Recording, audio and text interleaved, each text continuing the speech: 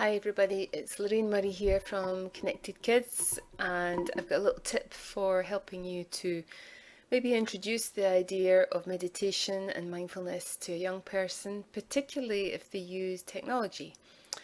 So it's sometimes difficult to help a young person understand why you would want to teach them meditation or how it works. And an idea came to me quite recently where we can use the way that they apply technology in their lives to how we can use meditation as well.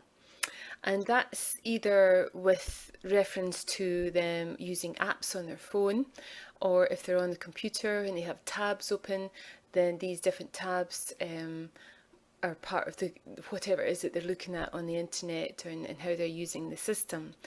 And we can teach them that that's very similar to how when we teach meditation, we become aware of which apps or which tabs we actually have open in our mind. So some of these might be really positive ones that are really comfortable for us to have open. Maybe it's about learning something new, but there might be some tabs or apps that are open in our mind which are all about a worry or an anxiety that we have. Or it might be about just something that's happened in the past and we keep thinking about it over and over again. And the thing about using this particular analogy is that we can teach a young person that if we become aware that that tab is open or that app is open, then we can close it for that moment. And that's what happens when we use our breath. When we take our attention back to our breath, it's like closing those tabs in our mind, because it takes our attention away from what we were just thinking about, which is creating a response in the body.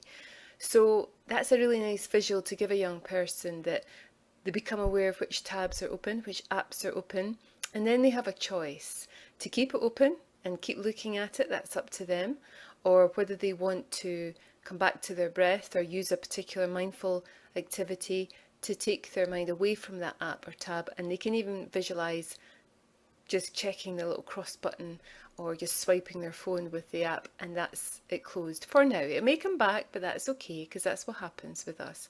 And we can do the same with feelings as well. We can recognize what we're feeling. It's just an app or a tab we got open and we just want to close it just now.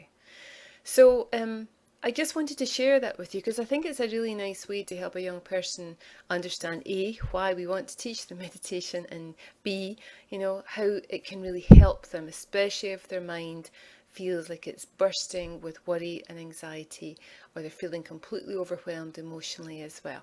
Hope you enjoyed that short tip, and please check out our blog post on the website teachchildrenmeditation.com, or drop us an email with any questions you have about teaching young people how to be more mindful. Thanks, bye for now.